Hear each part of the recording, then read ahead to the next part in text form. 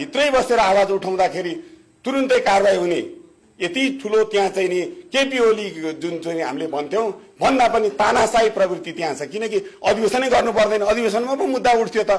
अधिवेशन गरेको भए त राम्रा व्यक्तिहरू आउँथे, छानिएर आउँथे।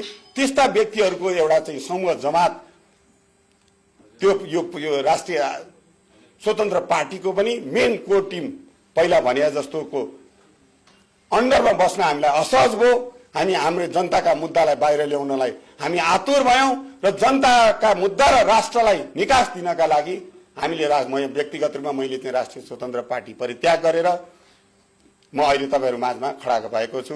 मैले राष्ट्रिय स्वतन्त्र पार्टीको बागमती प्रदेशको उपसभापति हुँदाखेरि गरेका कामहरू, मैले त्यो पार्टीलाई दिएका योगदानहरू र मलाई यहाँसम्म ल्याउनका लागि जो मसँगै साथमा हिँड्नुभयो, मसँगै काभ्रेमा चुनावमा हिँड्नुभयो, मसँगै प्रदेशका विभिन्न 13वटा जिल्लामा विभिन्न पालिका वडा गठनहरुमा हिँड्नुभयो, प्रदेशका धेरै मिटिङहरुमा मसँगै सामेल हुनुभयो, ती सबै साथीहरुलाई म विनम्रतापूर्वक आग्रह गर्न चाहन्छु, तपाई हामी सबै सत्यको पक्षमा लागौं, देशलाई निकास गर्ने दिने पक्षमा लागौं र मलाई सहयोग गर्नुहुने सबै साथीहरुलाई त्यही पार्टी भित्र रहनु भए पनि तिनीहरुलाई फेरि एकचोटी म नमन गर्दै त्यहाँ भित्र पनि तपाईले शुद्धिकरणको मुद्दा नछाड्नुस्।